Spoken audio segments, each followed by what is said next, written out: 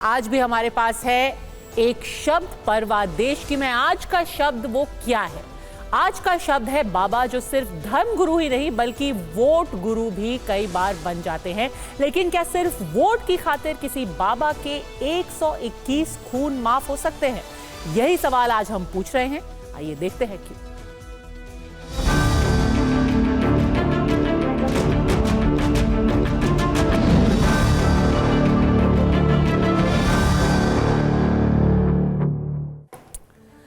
सूरजपाल सिंह उर्फ नारायण साकार हरि उर्फ भोले बाबा, याद है ना आपको?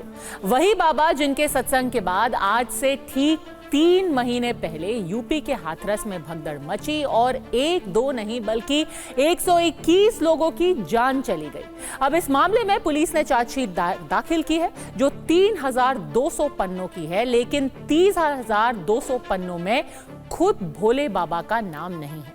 अब सवाल ये कि ये बाबा की महिमा है या फिर उसे भगवान मानने वालों के वोट की ताकत, जो पुलिस की जांच में उसे बेदाग और बेगुनाह पाया गया है। दावे के मुताबिक आरोप पत्र में कुल 11 नाम हैं। ये वही लोग हैं जिन्हें 2 जुलाई की घटना के बाद पुलिस ने गिरफ्तार किया था। इनमें 2 महिलाएं भी शामिल हैं।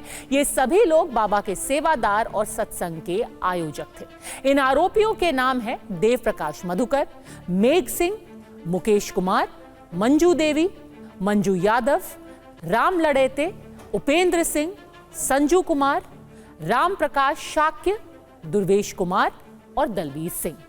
इनमें से दोनों महिलाएं मंजू देवी और मंजू यादव को इलाहाबाद हाईकोर्ट से जमानत मिल चुकी है, लेकिन अभी सिर्फ मंजू यादव ही जेल के बाहर हैं। बाकी सभी 10 आरोपी अलीगढ़ जेल में बंद हैं, जिन्हें 1 अक्टूबर को ही हाथरस कोर्ट में पेशी के लिए लाया गया था।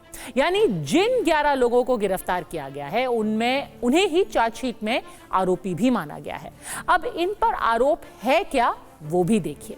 एफआईआर के मुताबिक आरोपियों पर बीएनएस की धारा 105 यानी गैर इरादतन हत्या, धारा 110 गैर इरादतन हत्या का प्रयास, 126 गलत तरीके से रोकना, 223 यानी सरकारी अधिकारी के आदेश का उल्लंघन और 238 यानी सबूत मिटाना, इन सब धाराओं के तहत मुकदमा दर्ज किया गया है। भोले बाबा के वकील एपी सिंह के मुताबिक पुलिस की जांच पूरी हो चुकी है। चार्जशीट हाथरस कोर्ट में दाखिल हो चुकी है। अब 4 अक्टूबर यानी कल ही सारे आरोपियों को इसकी हार्ड कॉपी दे दी जाएगी।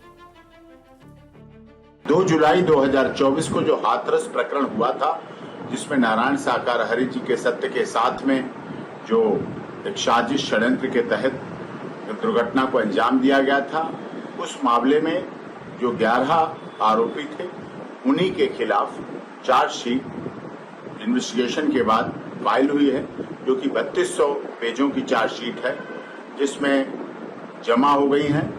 अब उसके बाद कॉपी सप्लाई, क्योंकि सभी को हार्ड कॉपी चाहिए है, पेन ड्राइव से भी दी जा रही है, हार्ड कॉपी भी चाहिए चार्जशीट के जो भी कंसर्न पेपर्स हैं, तो उनकी सप्लाई आगे 4 अक्टूबर को दी जाएगी। तो 2 जुलाई को हुआ क्या था, इसके लिए आपको न्यूज के फ्लैशबैक में लेकर के चलते हैं। हादसा हाथरस जिले के फुलराई गांव में हुआ था। यहां खेत में नारायण साकार हरि उर्फ भोले बाबा का एक सत्संग चल रहा था। इस सत्संग में 80,000 लोगों के शामिल होने की इजाजत ली गई थी, लेकिन करीब 2.5 लाख लोग शामिल होने के लिए मौके पर पहुंच गए। आयोजन की व्यवस्था भोले बाबा के सेवादारों ने ही संभाली थी। सत्संग के बाद बाबा जाने लगे तो भक्तों में चरण रज यानी पैरों की मिट्टी लेने की होड़ मच गई। इसी दौरान भगदड़ शुरू हो गई। चश्मदीदों के मुताबिक वहां की मिट्टी फिसलन भरी हुई थी। ऐसे में लोग एक दूसरे पर गिरते चले गए। हादसे में 121 लोगों की दर्दनाक मौत हो गई। इनमें ज्यादातर महिलाएं और बच्चे थे। कई चश्मदीदों ने तो यह भी दावा किया जिन सेवादारों को वहां के हालात संभालने के लिए जिम्मेदारी दी गई थी, वो भी फौरन भाग खड़े हुए। सबसे बड़ी बात तो ये कि बाबा ने भी वहां लौटना मुनासिब नहीं समझा। उसी दिन पुलिस ने एफआईआर दर्ज की, लेकिन उस एफआईआर में उस दिन भी बाबा का नाम मौजूद नहीं था। एफआईआर में भोले बाबा का नाम ना होने का कारण यह बताया गया कि वो सीधे तौर पर कार्यक्रम के प्रबंधन में शामिल नहीं थे। इसीलिए जो घटना उनके सत्संग में हुई उसके लिए भी वो सीधे तौर पर दोषी नहीं पाए गए।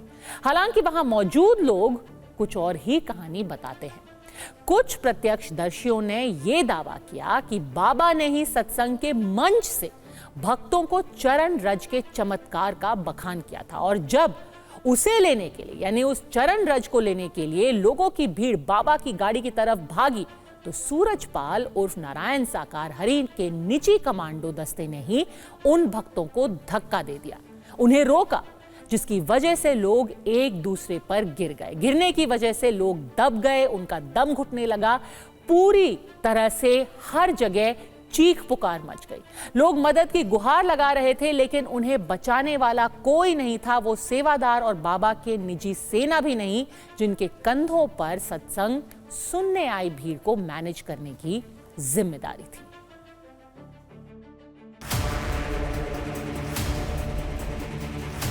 चलते वक्त बाबा ने कि मेरे चरणों की धूल लो, धूल के चक्कर में जनता ऐसी भागी है तो एक के ऊपर ऐसे पड़ते चले गए हैं। पता ही नहीं कौन किसके ऊपर गिरा है, कैसे उनके प्राण निकले, क्या हुआ है कोई पता नहीं। जब खबर आई है कि हमारी माँ नहीं आ रही है, ऐसे बॉडियाँ पड़ी हैं, तब ढूंढ के अपनी माँ को लाए। यहाँ बाबा आए, बाबा के बाद जैसे लोग मट्टी के लिए भागे, उनके लिए चरणों के लिए एक के ऊपर गिरने के बाद यहाँ कम से कम 400-500 आदमी मर गए। हमने खुद अपने हाथों से कैंटर भर भर के भेजे। जैसे बताते हैं विष्णु का अवतार है, सुदर्शन चक्कर है उनके पास, तो आके बचा लेते बाबा, पानी का छिड़का मरवाते, अपना बताते हैं कि पानी से कैंसर ठीक कर देते हैं। और मेरी समझ तो ये है कि बाबा को जल्द से जल्द फांसी होनी चाहिए।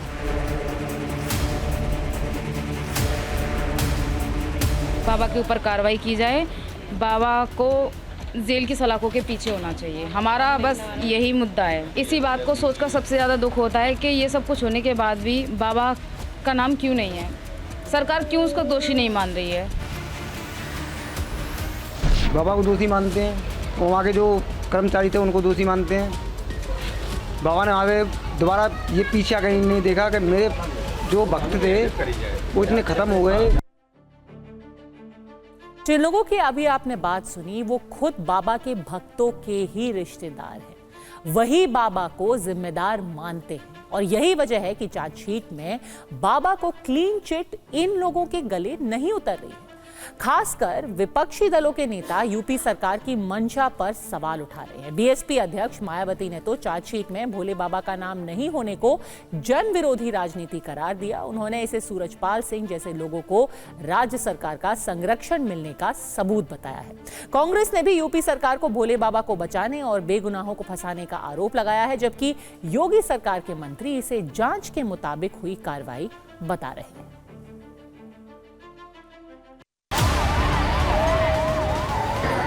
सदा के लिए जय जयकार हो।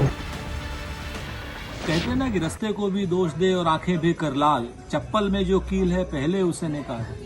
भोले बाबा जो मुख्य वहाँ के कर्ता धर्ता है, उनका नाम लेकर के आप छोटे छोटे छर्रों को पकड़ रहे हैं। क्या भारतीय जनता पार्टी की सरकार किसी बाबा के उस पर हाथ नहीं डालेगी?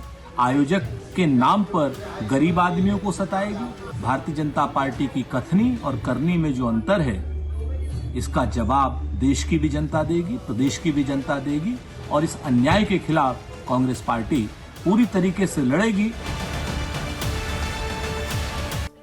अच्छा, दिलचस्प बात यह है कि हमने इस मामले में समाजवादी पार्टी का पक्ष भी जानने की कोशिश की, लेकिन उन्होंने इस पर बोलने से इनकार कर दिया। ऐसे में बड़ा सवाल ये कि आखिर वो कौन सी मजबूरी है जो इस बाबा पर बोलने से नेताओं को रोक रही है। वैसे 3 जनवरी 2023 का ये वीडियो आपको याद जरूर होगा। ये वीडियो हाथरस कांड के फौरन बाद सोशल मीडिया में जमकर शेयर किया गया। दरअसल ये वीडियो अखिलेश यादव का है, जब वो अपनी पार्टी के नेताओं के साथ भोले बाबा के सत्संग में पहुंचे थे। ये 1 साल पहले की बात है। उसी दौरान उन्होंने 2 पर्ची पढ़ी थी। पहली, नारायण साकार की संपूर्ण ब्रह्मांड में सदा के लिए जय जयकार हो, और दूसरी पर्ची, साकार माँ जी की संपूर्ण ब्रह्मांड में सदा के लिए जय जयकार हो। यहाँ साकार माँ का संबोधन भोले बाबा की पत्नी के लिए था। ये दोनों पर्चियां खुद अखिलेश यादव ने भोले बाबा के सत्संग में जाकर के पढ़ी थी। 2 जुलाई की घटना के अगले दिन लखनऊ में जब सीएम योगी आदित्यनाथ ने इस पर प्रेस कॉन्फ्रेंस की तो सोशल मीडिया में वायरल इन्हीं तस्वीरों और वीडियो का जिक्र कर अखिलेश यादव पर तंज कसा। देखिए, कुछ लोगों की एक प्रवृत्ति होती है कि इस प्रकार के दुखद और दर्दनाक घटनाओं में भी वे राजनीति ढूंढते हैं, और ऐसे लोगों की एक फितरत है कि चोरी भी और सीना चोरी भी। यह हर व्यक्ति जानता है कि सज्जन के फोटो किसके साथ में है, उनके राजनीतिक संबंध किन के साथ जुड़े हुए हैं। बीजेपी कितना घटिया काम कर सकती है, बीजेपी किसी भी नीचाई तक जा सकती है, ये कोई नई बातें हैं क्या? लेकिन ऐसा नहीं है कि सिर्फ समाजवादी पार्टी ही भोले बाबा के दरबार में हाजिरी लगाती थी। शुरुआत में बाबा की करीबी बीएसपी नेताओं से भी रही, फिर बीजेपी ने बाबा से नजदीकी बढ़ानी शुरू की। इस बाबा से बीजेपी नेताओं की भी नजदीकी रही है। ऐसे में ये सवाल गलत नहीं है कि क्या वाकई भोले बाबा को बचाने की कोशिश हुई। अगर ऐसा हुआ तो इसकी वजह क्या है? इसका जवाब सीधा सा है। बाबा खुद दलित और उसमें भी जाटव समाज से आते हैं और उनकी दलित वोटों पर अच्छी पकड़ मानी जाती है। दावे के मुताबिक सूरजपाल उर्फ भोले बाबा का असर पश्चिमी यूपी के 26 जिलों की दलित आबादी पर है, कुछ प्रभाव ओबीसी पर भी है। पश्चिमी यूपी में दलित 22% और जाट छोड़कर ओबीसी 17% है। यही लोग भोले बाबा के भक्त हैं। पूरे पश्चिमी यूपी में 50 लाख से ज्यादा दलित सीधे इनके आश्रमों से जुड़े हुए हैं। यूपी के इस इलाके में 27 लोकसभा और 137 विधानसभा सीटें आती हैं।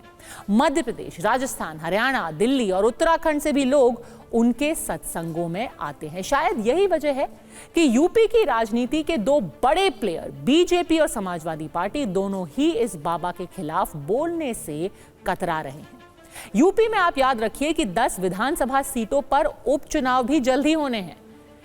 इसे 2027 के चुनाव का सेमीफाइनल माना जा रहा है। ऐसे में क्या सचमुच भोले बाबा के प्रति नरमी और उपचुनाव में कोई रिश्ता है? इसे समझने के लिए आपको सभी 10 सीटों की जाति गणित पहले देखनी होगी। सबसे पहले बात करते हैं अयोध्या जिले की मिल्कीपुर सीट, जो कि एक सुरक्षित सीट है। उसका हाल देखिए। मिल्कीपुर से विधायक रहे अवधेश प्रसाद अब सांसद बन चुके हैं। वो फैजाबाद से सांसद हैं। वो भी अयोध्या सीट से इस जीत के बाद वो विपक्षी गठबंधन की दलित राजनीति के एक मैस्कॉट बन चुके हैं। यहां करीब यानी कि मिल्कीपुर की सीट पर करीब 1,20,000 दलित वोटर हैं, जो एक मुश्त जिसकी तरफ जाते हैं उसकी जीत तय मानी जाती है। मैनपुरी जिले की करहल असेंबली सीट पर भी उपचुनाव होना है। यहां सबसे ज्यादा यादव है, यानी करीब 1.25 लाख यादव हैं, तो दलित भी लगभग 40,000 है। करहल से खुद अखिलेश यादव विधायक थे, अब वो चुन करके संसद में जा चुके हैं, इसलिए उपचुनाव हो रहे हैं। अंबेडकर नगर जिले की कटहरी सीट पर भी सबसे ज्यादा दलित ही है, यानी कि 95,000। वहीं पश्चिमी यूपी की बात करें, वहां मुरादाबाद जिले की कुंदरकी सीट पर एससी वोटर की संख्या करीब 65,000 है। पश्चिमी यूपी के ही अलीगढ़ जिले की खैर, ये भी एक सुरक्षित सीट है, और हाथरस जहां भगदड़ हुई उसके बेहद करीब ये सीट पड़ती है। उसमें भी अनुसूचित जाति के वोटर्स की तादाद 1 लाख से ज्यादा है। गाजियाबाद शहरी विधानसभा क्षेत्र में एससी वोटर्स की बात करें तो यहां इनकी संख्या 80,000 है। और पश्चिमी यूपी के ही मुजफ्फरनगर जिले की मीरपुर सीट पर 50,000 से ज्यादा दलित मतदाता हैं। प्रयागराज जिले की जो फूलपुर सीट पड़ती है उस पर भी लगभग 45,000 एससी वोटर हैं। और मिर्जापुर, उस जिले की मझावास विधानसभा सीट में भी दलित फैक्टर बेहद अहम है। यहां इनकी संख्या करीब 60,000 है। और कानपुर जिले की सीसामाऊ सीट पर जहां उपचुनाव होना है, यहां भी दलित करीब 45,000 है। तो 10 की 10 सीट पर हमने पूरा जो अंक गणित है वो आपको समझा दिया। हाथरस कांड, भोले बाबा और दलित वोट बैंक पर बात तब तक पूरी नहीं होगी जब तक आप पिछले चुनावों में यूपी में दलित सीटों का अंक गणित और वोटिंग पैटर्न नहीं देख लेंगे। 2024 में इस राज्य में बीजेपी गठबंधन को 17 सुरक्षित सीटों में से सिर्फ 8 मिली, जबकि 2019 में इनमें से 15 सीटें बीजेपी और उसके गठबंधन के साथी जीते थे। एसपी गठबंधन को इस बार के लोकसभा चुनाव में 9 सीटें मिली, तो पिछली बार सिर्फ 2 सीटें, यानी कि पिछली बार 2 सुरक्षित सीटें एसपी जीती थी और इस बार यह संख्या बढ़कर के 9 हो गई है और वो भी बीएसपी के खाते में गई थी। इस बार बीएसपी अकेले चुनावी मैदान में थी और खाता भी नहीं खोल पाई। अगर वोट शेयर का हिसाब देखें तो बीजेपी गठबंधन को इस बार करीब 43% एससी वोट मिले, तो पिछली करीब 51% वोट मिले थे। समाजवादी पार्टी को और उसके गठबंधन को भी इस बार 43% दलित वोट पड़े, तो पिछली बार उसे सिर्फ 24% एससी वोट मिले थे, जबकि बीएसपी को इस बार सिर्फ 5% दलित वोट ही मिले। पिछली बार उनके पास करीब 26% दलित वोट था। यूपी में उपचुनाव है, दलित वोट बैंक अहम है। इसी वर्ग से भोले बाबा का भी रिश्ता है, उनकी पकड़ इस वर्ग पर है। ऐसे में सवाल ये कि क्या हाथरस कांड में उस पर नरमी के पीछे सियासत है या फिर कथित क्लीन चिट की वजह महज और पूरी तरीके से कानूनी है। लोगों के मन में ये सवाल इसलिए भी उठ रहा है क्योंकि अभी बस 2 दिन पहले ही रेप केस के दोषी डेरा सच्चा सौदा के प्रमुख गुरमीत राम रहीम पैरोल पर जेल के बाहर आया है। हालांकि शर्तों के मुताबिक उसे यूपी के बागपत में रहना है, लेकिन हरियाणा में बस 48 घंटे में ही विधानसभा चुनाव होने वाला है। ऐसे में राम रहीम की रिहाई को चुनाव से भी जोड़कर देखा जा रहा है, क्योंकि अब तक 9 बार वो जेल से बाहर आया है और इनमें से 7 मौके चुनाव के ठीक पहले रहे हैं।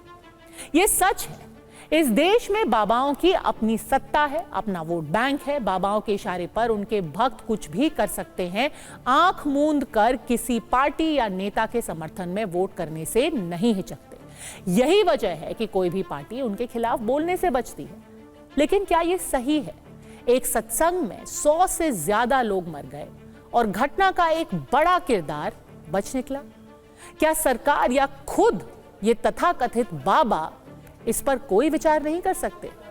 इतिहास गवाह है, जब पानी सिर के ऊपर निकल गया, स्वयंभू बाबाओं ने प्रवचन की आड़ में पाखंड की हद कर दी, पाप किए तो वो भी कानून से बच नहीं पाए।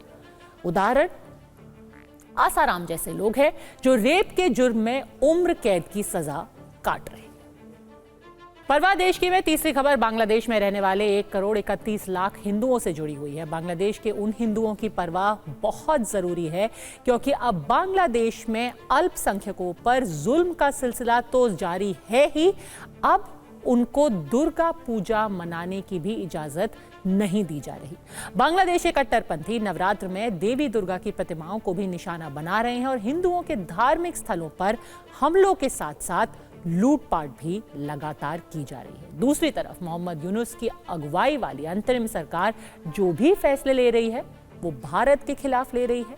आज बांग्लादेश ने भारत से अपने हाई कमिश्नर समेत 5 राजदूतों को वापस बुला लिया। तो क्या बांग्लादेश की सरकार अपने सभी फैसले पाकिस्तान के इशारे पर ले रही है?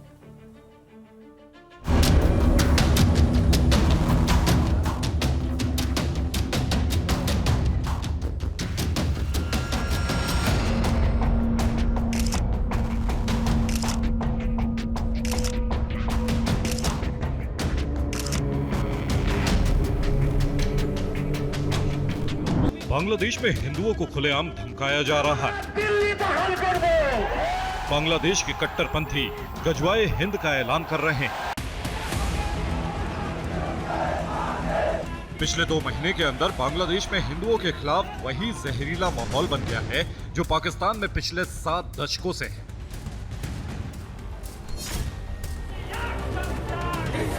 बांग्लादेश तेजी से एक नया पाकिस्तान बन रहा है। निशाने पर हिंदू और उन पर हर तरह से घात करने वाले बांग्लादेश के वो कट्टरपंथी हैं जो बांग्लादेश में शेख हसीना के सत्ता से हटने के बाद अब भारत और हिंदुओं का खुलकर विरोध कर रहे हैं। नई सरकार बनने के बाद से ही बांग्लादेश के इन कट्टरपंथियों को इस बात का भरोसा भी हो गया है कि अब बांग्लादेश में कट्टरपंथियों का ही राज कायम रहेगा। बांग्लादेश में कट्टरपंथी कुछ और जुबान बोल रहे हैं और बांग्लादेश सरकार के मुख्य सलाहकार मोहम्मद यूनुस कुछ और जुबान बोलते हैं। यूनुस सरकार का भारत विरोधी चेहरा बार बार सामने आ रहा है। मोहम्मद यूनुस बांग्लादेश में हिंदुओं पर हो रहे अत्याचार और हमलों को झूठी कहानी बताकर नकारते रहे हैं। लेकिन कट्टरपंथी जमातें तो बांग्लादेश में हिंदुओं के खिलाफ हो रहे जुल्म की सच्चाई अपने भाषणों में ही बयां कर देते हैं। कट्टरपंथियों की जुबान तो इस बात का पक्का सबूत है कि बांग्लादेश में हिंदू सुरक्षित नहीं है। कट्टरपंथियों की धमकियां तो चीख चीख कर यही कहती हैं। शारदीय नवरात्र की शुरुआत हो चुकी है, लेकिन बांग्लादेश में कट्टरपंथी जमातें वहां के हिंदुओं को दुर्गा पूजा नहीं मनाने दे रही। बांग्लादेशी हिंदुओं को इसके लिए खुलेआम धमकियां तो पहले ही मिलनी शुरू हो गई थी, लेकिन दुर्गा पूजा शुरू होते ही पहले ही दिन कई जगहों पर मां दुर्गा की मूर्तियां भी तोड़ दी गई। दुर्गा पूजा के पहले दिन गुरुवार को कट्टरपंथियों के इशारे पर बांग्लादेश में किशोरगंज के बत्रिश गोपनीय जियूर अखाड़ा में मां दुर्गा की नई प्रतिमा तोड़ दी गई। वहीं बांग्लादेश के कोमिला जिले में दुर्गा प्रतिमा को तोड़ दिया गया। मंदिर के दान पात्र को भी लूट लिया गया। इतना ही नहीं, नरेल जिले के मीरापाड़ा में भी एक दुर्गा मंदिर पर हमला किया गया। बांग्लादेश में हिंदुओं की आस्था पर आघात और दुर्गा पूजा के दौरान देवी दुर्गा की प्रतिमाओं को तोड़ने के पीछे कौन है, ये छुपा नहीं है। लेकिन हैरानी की बात यह है कि उन कट्टरपंथियों के खिलाफ यूनुस सरकार कोई एक्शन नहीं ले रही है। बांग्लादेश में जब से नई सरकार बनी है, वो अपनी फितरत दिखा रही है। ऐसा लगता है कि बांग्लादेश की सरकार भारत के एहसानों को भी भूल चुकी है। बांग्लादेश को जिस भारत ने पाकिस्तान की गुलामी और जुल्मों सितम से आजादी दिलाई, आज उसी भारत को बांग्लादेश की सरकार न सिर्फ आंखें दिखा रही है, बल्कि वहां रह रहे हिंदुओं के खिलाफ तुगलकी फरमान भी जारी कर रही है। हद तो तब हो गई जब दुर्गा पूजा को लेकर मोहम्मद यूनुस की अंतरिम सरकार ने बांग्लादेश के अंदर दुर्गा पूजा मनाने पर भी रोक लगा दी। रिपोर्ट्स के अनुसार बांग्लादेश में तमाम जगहों पर दुर्गा पूजा के पंडाल लगाने और मां दुर्गा की मूर्तियां स्थापित करने पर भी रोक लगा दी गई। कुछ जगहों पर पंडाल लगाने के लिए हिंदुओं से बकायदा जजिया कर मांगा जा रहा है। पंडाल लगाने के लिए 5 लाख रुपए का टैक्स मांगा जा रहा है।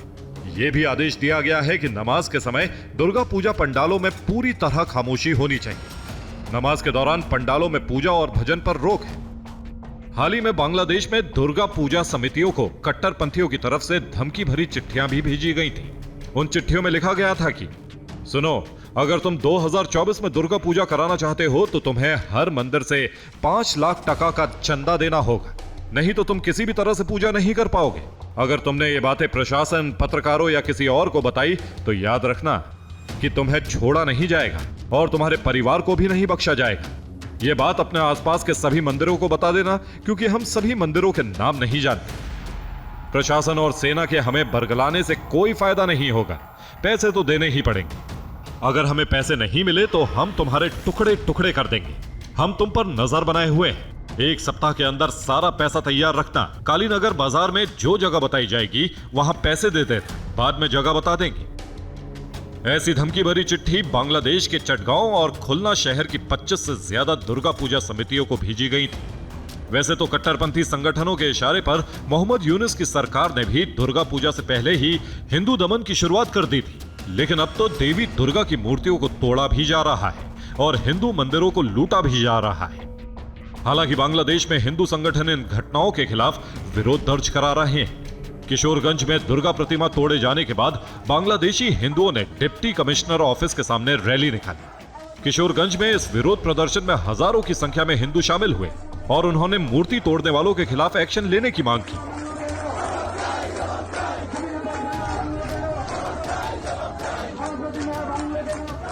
बांग्लादेश में हिंदुओं पर बढ़ते जुल्म और उनकी आस्था पर किए जा रहे आघात के बाद हिंदू संगठन भी खामोश नहीं है। बांग्लादेश के हिंदू संगठनों ने कट्टरपंथियों को चेतावनी दी है कि वो दुर्गा पूजा हमेशा से मनाते आ रहे हैं और हर कीमत पर मनाएंगे। Bureau report, TV9 Bharatvarsh. Bangladesh में ये सब अंतरिम सरकार की नाक के नीचे चल रहा है और जब मोहम्मद यूनुस अमेरिका गए और उनसे इसके बारे में पूछा गया तो उन्होंने कहा कि हिंसा की सारी खबरें बढ़ा चढ़ा के पेश की गई हैं। परवाह देश की में आज के लिए बस इतना ही। याद रखिए, कल फिर होगी मुलाकात 9:50 पर। करेंगे परवाह देश की।